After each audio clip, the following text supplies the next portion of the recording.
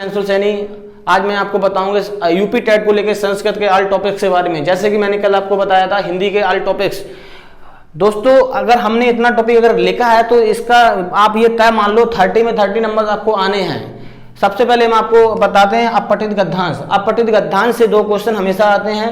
उसके बाद में अपठित पद्यांश से भी 2 क्वेश्चन आते हैं। इसका मतलब स्टैंजा टाइप के जो क्वेश्चन आते हैं तो 4 से 5 नंबर का आता है। उसके बाद में है व्याकरण वर्ण विचार। व्याकरण वर्ण विचार का मतलब फ्रेंड हो गया है जैसे कि मैसा सूत्र, प्रत्याहार, वर्णमाला से लेके आपके 2 से 3 से 4 भी क्वेश्चन आ जाते हैं हमेशा। तो हमने यहाँ पे क्वेश्चन लिख रखे हैं 3 क्वेश्चन, जैसे कि शब्द विचार, कारक और धातु रूप।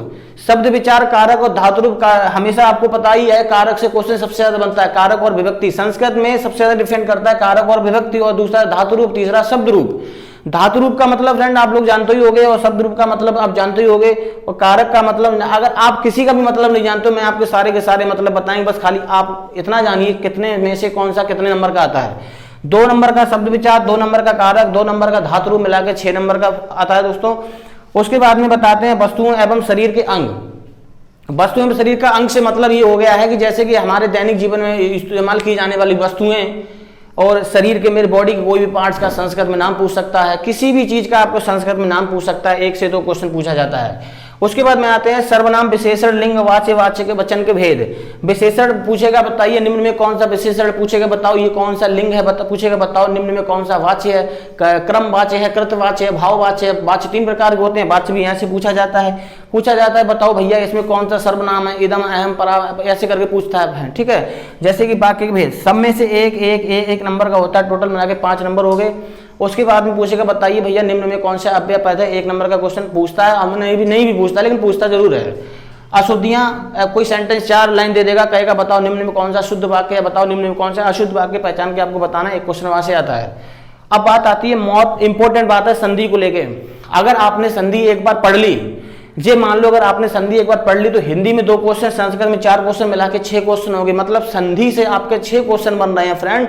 अगर संधि अगर आपने पढ़ी है ना तो संस्कृत में 4 क्वेश्चन संधि के बनने ही हैं। क्वेश्चन कैसे पूछे जाते हैं, संधि से पूछा जाता है बताओ इसमें कौन सा सूत्र है, संधि का सूत्र पूछा जाता है, संधि का प्रकार पूछा जाता है, निम्न में कौन सी संधि, ऐसे पूछे जाते हैं। फिर उसके बाद में आता है समास। समास से भी एक क्वेश्चन पूछ लिया जाता है, जैसे पूछा जाता है बताओ भैया निम्न में कौन सा समास है। समास विग्रह ज्यादातर नहीं पूछा जाता बताओ निम्न में कौन सा समास है। उसके बाद में आते हैं उपसर्ग। उपसर्ग से 2 क्वेश्चन, 1 से 2 क्वेश्चन पूछा जाता है। उपसर्ग का मतलब होता है आगे कोई छोटे से शब्द लगा दो जिससे उसका अर्थ परिवर्तन हो जाए, उसको क्या कहते हैं उपसर्ग। जैसे पूछा गया था प्रागैतिहासिक काल में कौन सा उपसर्ग है, भैया प्राक उपसर्ग है। तो उपसर्ग से 1 से 2 क्वेश्चन पूछे जाते हैं। और प्रत्यय से भी 1 क्वेश्चन पूछा जाता है। विलोम पर्यायवाची से क्वेश्चन तो आपका हिंदी में तो कंपलसरी पूछना है। यहाँ पे तो स्ट्रेटेजी हमने आपको पूरा बताया है। यहाँ से इतना क्वेश्चन आपके यूपी टेट में आता है। हो सकता है विलोम शब्द वैसे हिंदी में तो पूछेगा, यहाँ भी पूछ सकता है। कवि और रचना, यहाँ पे कवि और रचना फिक्स हैं, उतने ही कवि हैं उतने ही रचना है। जितनी हम लिखाएंगे आप उतनी ही याद कर लेना, आपके यूपी टेट में 101% उसमें आएगा। और जैसे रस छंद अलंकार, जैसे रस छंद अलंकार हिंदी में तो कंपलसरी आता है। यहाँ पे क्या है इनकेस रस छंद अलंकार टॉपिक में तो देता है, और कभी कभी क्या होता है पूरा पेपर बन जाता है, उसका 30 नंबर बनाना तो 30 नंबर का ही है, उसके आगे का ये एग्जाम में नहीं रख पाता है। तो इस प्रकार से दोस्तों आप इसका स्क्रीनशॉट ले लो, और जे मान लो इतने टॉपिक से आपको यूपी टेट में इतना टॉपिक पढ़ लो, आपका पूरा का पूरा हो जाएगा। हाँ देखिए दोस्तों, अभी इससे पहले हमने बताया था संस्कृत के बारे में। फ्रेंड जैसे कि अब हम बताएंगे आपको मैथ का पूरा टॉपिक बताएंगे। कितना टॉपिक देखने आपको देखने में बहुत छोटा लग रहा होगा दोस्तों, इतने से ही आपका 30 में 30 नंबर आएंगे आपके यूपी टेट में। इससे पहले संस्कृत बताया, आप उसकी तैयारी करिए, वहां से आपके फुल मार्क्स आएंगे, और इसकी तैयारी करिए यहाँ से अच्छे मार्क्स आएंगे। आपको लगता होगा कि इतना टॉपिक कैसे हैंडल होगा, खासकर लोगों की वीकनेस होती है मैथ में। मैथ की वीकनेस को कतई अपनी कमजोरी बना ही मत मैथ को। जब तक हम आपको स्टार्टिंग करते हैं, स्टार्टिंग से बताते हैं। ये संज्ञा पद्धति है। संज्ञा पद्धति यहाँ से आप अपना सा 10 नंबर का मान लो, 10 नंबर का मान ना लो, 10 नंबर का आता ही है एग्जाम में। जैसे कि सीधी सी बात है, इसमें पूछा जाता है संख्याओं पर आधारित क्वेश्चन होते हैं। सम संख्या, विषम संख्या, भाज्यता का नियम होता है, जैसे स्थानीय मान होता है। उसके बाद में जैसे कि आपसे पूछ लिया शेषफल प्रमेय वगैरह होती है, और उसके बाद में इकाई का अंक, और काफी क्वेश्चन होते हैं संख्याओं पर आधारित, उसको सबको मिला के यहाँ से 10 नंबर। जैसे कि दोस्तों अगर हम आपको बताएं, अगर आपने मैथ का संख्या पद्धति टॉपिक अगर आपने पढ़ लिया तो जी मान लो आपका यूपी टेट का आधा मैथ का सिलेबस यहाँ से हो जाता है कंप्लीट। उसके बाद में एलसीएम एचसीएफ भी फ्रेंड से 1 नंबर का आता है, दशमलव एवं भिन्न भी 1 नंबर का, 1 से 2 नंबर का हो जाता है। एक एक नियम हमेशा 1 नंबर का आता है। जैसे कि एक एक नियम का मतलब ये हो गया, हमने बताया 5 वस्तुएं 50 रुपए का आती है, बताओ एक वस्तु कितने रुपए की आएगी, उस टाइप से क्वेश्चन आते हैं। उसके बाद में आ गया परसेंट के हर बार, चाहे यूपी टेट हो कोई भी एग्जाम हो, परसेंट से क्वेश्चन आता ही है दोस्तों। एक इसमें हम एक आपसे अच्छी बात ये कहेंगे, अगर आपने ये तैयारी कर ली और इसी का सेम टू सेम आपका सिलेबस एस टेट में है, कहीं घबराने की बात नहीं है। सुपर टेट के तुरंत बाद सुपर टेट आएगा, आप कहोगे एकदम से हम कैसे मैथ को पढ़ेंगे, आप अभी से टॉपिक बाय टॉपिक पढ़ना स्टार्ट करो, यही टॉपिक आपके सुपर टेट में काम आएंगे, ये हम कह रहे हैं, आप बिल्कुल आप बात को सही से माने हो। अब इसके बाद में जैसे हमने कहा औसत से भी दोस्तों एक क्वेश्चन आता है, लाभ हानि से 1 से 2 क्वेश्चन आते हैं, और धन रुपया पैसा, जैसे कि छोटे छोटे क्वेश्चन आते हैं कि रुपया को पैसा में कन्वर्ट करने के लिए कोई ना कोई क्वेश्चन आ जाता है। और एक क्वेश्चन यहाँ से आपको पता होगा, हम हमेशा अगर आप प्रैक्टिस सेट उठा के देखो पिछले, तो वहाँ पे कैलेंडर का क्वेश्चन कॉमन हो गया, वो तो आना ही है। यहाँ पे आ गया क्षेत्रमिति का मतलब हो गया क्षेत्रफल से, जैसे कि आयत का क्षेत्रफल हो गया, वर्ग का क्षेत्रफल हो गया, इस टाइप से क्वेश्चन यहाँ पे 5 क्वेश्चन कम से कम तो हमेशा ही आते हैं और आएंगे आगे भी। अब आगे ज्यामिति का मतलब यहाँ से कठिन कोई ज्यामिति नहीं है, मतलब लोग देख के डर जाएं कि मुझे अच्छा इतनी बड़ी ज्यामिति पढ़नी है, बिल्कुल भी डरने की आवश्यकता नहीं। आपको ज्यामिति जैसे कि सरल रेखाएं होती हैं, आपके कोण होते हैं, न्यून कोण, अधिक कोण, बिल्कुल सिंपल ज्यामिति यहाँ से आपके एग्जाम में आएगी, कहीं आपको घबराने की आवश्यकता नहीं है। उसके बाद में समय कार दूरी का मान आप लोग बात समझते हो कि मतलब कोई काम इतने समय में होता है, तो बताओ इतने समय में कितना काम होगा। ऐसी फ्रेंड इसमें एक टॉपिक होता है मिश्रानुपात। मिश्रानुपात में क्वेश्चन ऐसा होता है कि 5 लड़के किसी काम को 5 दिन में करते हैं, तो बताओ 2 लड़के उस काम को कितने दिन में करेंगे, वहां से भी एक क्वेश्चन आपके एग्जाम में पूछ लिया जाता है। दोस्तों जितना हमने आपका सामने लिखा है, इतने को लेके हमने खुद तैयारी की थी, मैंने यूपी टेट भी अच्छे से निकाल लिया, सुपर टेट भी अच्छे से निकाल लिया, आज गवर्नमेंट जॉब में भी आ गए। हम ये चाहते हैं कि हमारे जरिए से हमारे पास जितना भी कुछ है मैं अपने प्यारे स्टूडेंट को दे दूं, जिससे भाई जिस बच्चों का सपना है ना टीचर बनने का, सबका सपना साकार हो जाए। मैथ का इससे बाहर नहीं जाने वाला, आप स्क्रीनशॉट ले लो, लिख के ले लो। थैंक यू दोस्तों। जैसे कि अभी हमने इससे पहले आपको बताया था, मैथ के बारे में पूरा हमने समझा दिया था। अगर आपने उतनी तैयारी कर ली, आपके 30 में 30 नंबर तो आने हैं, अगर आपने अच्छी तैयारी की तो। अब आते हैं हम बाल विकास। दोस्तों जैसा कि आप लोग जानते हो, हम Anshul Saini allrounder, all subject 5 subject मैं अकेले खुद ही पढ़ाता हूँ, जिससे कि साइकोलॉजी जो आपका टॉपिक है यहाँ पे बाल विकास, CDP चाइल्ड डेवलपमेंट, यहाँ से हमसे पढ़ाया हुआ बाहर नहीं जाने वाला है, ये हम आज आपसे कह रहे हैं। तो सबसे पहले हम आपको बता रहे हैं बाल विकास से आपको 30 नंबर कैसे लाने हैं। हमारे बताए हुए रास्ते पे अगर आप चलोगे तो 30 में 30 नंबर आपके आने बिल्कुल कन्फर्म है। सबसे पहले दोस्तों हम बताते हैं बाल विकास, उसका अर्थ एवं कारक। यहाँ से कम 5 नंबर का आपके एग्जाम में आता है।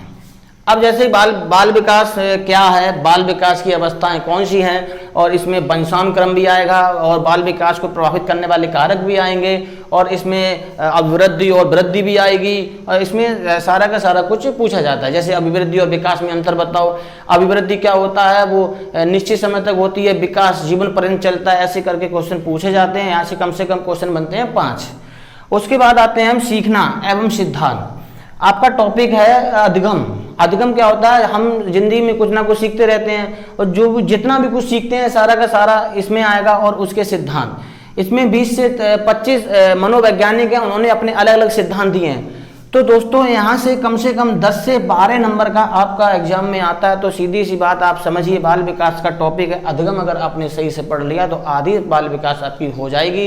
यहाँ से जैसे कि पावलोव हो गया, थॉर्नडाइक हो गया, स्किनर हो गया, ऐसे करके जीन पियाजे हो गए, सिगमंड फ्रायड हो गया, बहुत मनोवैज्ञानिक हैं। और सीखने के बारे में, जैसे सीखना क्या है, किस मनोवैज्ञानिक ने सीखने की क्या परिभाषाएं दी हैं। जैसे कि फ्रेंड्स मैं अपने पढ़ाने का तरीका बताता हूँ। जैसे सीखना परिभाषा, जैसे मनोवैज्ञानिक है गिलफोर्ड ने सीखने की क्या परिभाषा दी।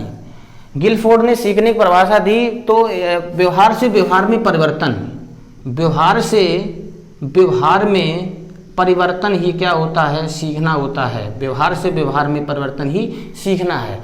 अब हम इसमें याद करवाते हैं। देखो गिलफोर्ड मतलब गिल्ली डंडा। अब हम गिल्ली डंडा खेल रहे हैं, और मान लो पापा जी आए, उन्होंने कहा अच्छा तुम बेटा गिल्ली डंडा खेल लो, उन्होंने मेरी पिटाई लगाई, मतलब पापा ने व्यवहार किया। फिर हमने कहा पापा आज छोड़ दो, आज के बाद नहीं खेलेंगे, तो हमने भी व्यवहार किया। तो क्या हुआ, गिल्ली डंडा खेलने से व्यवहार में क्या होता है, परिवर्तन होता है। ऐसे ही करके जितने भी मनोवैज्ञानिक होंगे सारे के सारे हम आपको ट्रिक से याद करवाएंगे, बिल्कुल भी आपको रट्टा नहीं मरवाएंगे। आप क्वेश्चन को देखते ही आंसर दोगे। जैसे कहते हैं पावलोव कहाँ रहने वाला, तो भैया पाव कहाँ खाई जाती है, रूस में खाई जाती है, पावलोव रूस का रहने वाला है, ये शास्त्रों में लिखा है। तो जैसे पाव कहाँ खाई जाती है, रूस में खाई जाती है, ये कहाँ लिखा है, शास्त्रों में। तो जितना भी शास्त्र जहाँ लिख के आ जाएगा वहाँ पे पावलोव का सिद्धांत होगा। ऐसे करके सारे सिद्धांत के बारे में हम आपको पढ़ाएंगे। ये हम आपको बताते हैं ना, 30 का 30 नंबर आता है साइकोलॉजी में। हमारे पढ़ाए हुए जितने स्टूडेंट्स हैं, अगर आप उनसे पता करना चाहो, 63 में 57 स्टूडेंट को हमने क्वालिफाई करवाया टेट में, लेकिन सारे के सारे बच्चे एकदम ऐसे ऐसे नंबर लाए, कोई 25 लाया, कोई 27 लाया, कोई 28 लाया। क्यों लाया? बस पढ़ाने का तरीका ऐसा है जिससे बच्चों को याद हो जाए, एकदम देखते ही आंसर टिक कर दे। तो यहाँ से 10 से 12 नंबर का हो गया। अब आता है बुद्धि, इंटेलिजेंस। बुद्धि से लेके भी क्वेश्चन आते हैं, पूछा जाता बताओ भैया प्रतिभाशाली बुद्धि का IQ कितना होता है, पूछा जाता है सामान्य बालक का IQ बुद्धि कितना होता है। ऐसे करके बुद्धि से 1 से 2 क्वेश्चन आते हैं। बुद्धि के ऊपर सिद्धांत आता है कि बताओ एक कारक सिद्धांत किसने दिया, बहुकारक सिद्धांत किसने दिया, ऐसे करके। अब बुद्धि की जो परिभाषा है, किस मनोवैज्ञानिक ने कौन सी परिभाषा दी है, उस टाइप से क्वेश्चन 1 से 2 आते हैं। फिर आता है व्यक्तित्व। व्यक्तित्व पर्सनालिटी, पर्सनालिटी को लेके 1 से 2 क्वेश्चन आपके एग्जाम में देखे जाते हैं। उसके बाद आता है प्रेरणा, मतलब अभिप्रेरणा, मोटिवेशन। अब जैसे कि हम आपको यहाँ पढ़ा रहे हैं, हम आपसे कह रहे हैं सपोर्ट में हैं, हम आपके आंतरिक जो कुछ है अंदर से निकाल लें, जैसे आप पढ़ने के लिए प्रेरित हो रहे हो, ये सब क्या होता है? प्रेरणा। यहाँ पे अभिप्रेरणा किसने सिद्धांत दिए, क्या है, क्या चक्र हैं इसके, इसमें क्या क्या है, सब कुछ यहाँ से भी 2 से 3 नंबर का होता है। उसके बाद में जैसे सृजनात्मकता। सृजनात्मकता में क्या होता है, जैसे कि सृजनशील बालक के कौन से होते हैं, जैसे कोई सामान्य बालक से ऊपर सोचता है, वो कैसा बालक होता है, सृजनात्मकता। यहाँ से भी 1 से 2 क्वेश्चन का आता है। समावेशी शिक्षा का भी 1 से 2 क्वेश्चन का पेपर में पूछा जाता है। जैसे कि अब मैंने ऊपर लिखा शिक्षण अर्थ एवं सूक्ष्म शिक्षण एवं आधार कौशल। यहाँ से क्वेश्चन जैसे कि पिछली बार बना था कि सूक्ष्म शिक्षण का समय कितना होता है, तो 36 मिनट आपने बताया होगा। वहाँ से भी 3 क्वेश्चन पूछे जाते हैं। मैं आपको काउंट करके बताते हैं, 3 और 5 कितने, 8, 8, 12, 20, 20 और 2 कितना होता है, 22, 22, 2 24, 3 27, 27, 28, 29, 30। दोस्तों देखो पूरा का पूरा यहाँ से बना कि नहीं बना। आप इतना ही पढ़ लो, आपका साइकोलॉजी पूरा हो जाएगा। जैसे कि दोस्तों हमने बताया था, पीछे आपको मैथ समझा दिया, मैंने बाल विकास समझा दिया, संस्कृत समझा दिया, हिंदी समझा, मतलब हमने आज को 4 सब्जेक्ट बता दिए, उनके टॉपिक बता दिए, कैसे नंबर आपको लाने हैं। अब मैं लेके आए हैं पर्यावरण। पर्यावरण में क्या होता है दोस्तों, सबसे पहले पर्यावरण और परिवार, मतलब पर्यावरण से लेके जितने भी क्वेश्चन बनते हैं, पारिस्थितिकी को लेके, पारिस्थितिकी तंत्र को लेके जितना भी कुछ बनता है वहाँ से, और परिवार से भोजन, मानव शरीर एवं स्वास्थ्य। 2020 टेट में क्या हुआ था, जितना भी पुराने की अपेक्षा किसी भी अन्य कोचिंग संस्थानों में जो भी पढ़ाया गया, उनका कुछ पेपर में फंसा ही नहीं। क्यों नहीं फंसा दोस्तों, जो पेपर था ना वो पता नहीं उन्होंने इस टाइप का बनाया, जो लेवल था पीछे का उस लेवल का पेपर बना ही नहीं। जैसे कि पर्यावरण परिवार से क्वेश्चन 20 वाले टेट को छोड़ के पिछला वाला टेट अगर देखा जाए, वहाँ पे 2018 टेट में कम से कम 5 से 10 क्वेश्चन पूछे गए थे यहाँ से, लेकिन आगे वाले टेट में ऐसा नहीं हुआ। तो दोस्त पर्यावरण में आपको कैसे नंबर अच्छे लाने हैं वो सबसे पहले समझिए, मैं आपको बताऊंगा। सबसे पहले टॉपिक है आपके पास भारत। ये है यहाँ पे भारत की नदियाँ, पर्वत, मृदा, पठार, वन, अभयारण्य, यातायात, चट्टानें, महाद्वीप। सीधी सी बात है, हम बोल सकते हैं भूगोल। अगर आपको पर्यावरण से अच्छे मार्क्स लाने हैं, आपको पर्यावरण के चक्कर में नहीं पढ़ना है, आपको चक्कर में पढ़ना है भूगोल के। अगर आपने भारत और विश्व की भूगोल पढ़ ली, आपके 11 से 12 से मतलब 12 नंबर, 12 से 13 नंबर यहाँ से आपके कन्फर्म होंगे पर्यावरण से। उसके बाद में जैसे कि दोस्त आया हमारा प्रदेश, मतलब हमारा उत्तर प्रदेश की नदियाँ, पर्वत, वन, पठार, यातायात, शासन, सारा का सारा यूपी का 1 से 2 क्वेश्चन का यहाँ से पूछा जाता है। दोस्तों जैसे संविधान है, संविधान यूपी टेट को लेके फिक्स संविधान है। जितना दोस्तों हम इतना टॉपिक आपको बताएंगे, जितना लिखाएंगे संविधान, उतना आपके एग्जाम में फंसेगा। कम से कम 5 नंबर का संविधान। शासन व्यवस्था जैसे पंचायती राज वगैरह होते हैं, वो सब कुछ 1 नंबर का। इतना हमने जब समझा दिया, उसके बाद में जैसे कि हमने यातायात एवं संचार बताया, यातायात के साधन वगैरह होते हैं, वहाँ से 1 नंबर का पूछता है। जल से लेके 1 नंबर का। स्थानीय पेशे के बारे में पूछता है 1 नंबर का। जैसे मेला तो बहुत इंपॉर्टेंट है, 1 नंबर का मेला ही पूछता है। पेड़ पौधे जंतु दोस्तों यहाँ से सीधी सी बात बन गई जीव विज्ञान से कम 5 क्वेश्चन आते हैं। तो पर्यावरण में अच्छे नंबर लाने के लिए आपको क्या करना, भूगोल पढ़ना है, जीव विज्ञान पढ़ना है, संविधान पढ़ना है। आपका 20 नंबर का इतने में से ही आ जाएगा। देखो दोस्त 12, 5, 17, 17, 5, 22 नंबर का इतना हो गया। और फिर तो ये सब छोटे छोटे टॉपिक हैं। सबसे अच्छी रणनीति है इसमें, आपको EVS में आपको क्या क्या पढ़ना है, आपको भूगोल पढ़ना है, संविधान पढ़ना है और आपको जीव विज्ञान पढ़ना है। क्योंकि जो ईवीएस का जो सिलेबस होता है, ईवीएस का जो एग्जाम में पेपर आता है, पता नहीं किस टाइप से बनाते हैं फ्रेंड्स। तो हम आपको इससे यही कहना चाहते हैं, आप पांचों सब्जेक्ट में आप ऐसी तैयारी करिए, ऐसी तैयारी करिए आपके 120+ मार्क्स आएँ। आज हमने आपको जितना बताया सारा का सारा अपना एक्सपीरियंस आपके सामने शेयर किया। ऐसा एक्सपीरियंस शेयर किया, इतने ही पढ़ाई से हमारे 129 मार्क्स यूपी टेट में आए, इतनी ही पढ़ाई से हमारे सुपर टेट में अच्छे मार्क्स आए, जिससे हमारा सिलेक्शन हुआ। तो इससे आज हम आपसे कहना चाहते हैं, आप ज़्यादा से ज़्यादा वीडियो को लाइक करें, कमेंट करें, सब्सक्राइब करें। अगर आप चाहते हो कि टॉपिक वाइज हम वीडियो बनाएं तो कमेंट में हमें ज़रूर बताएं। धन्यवाद।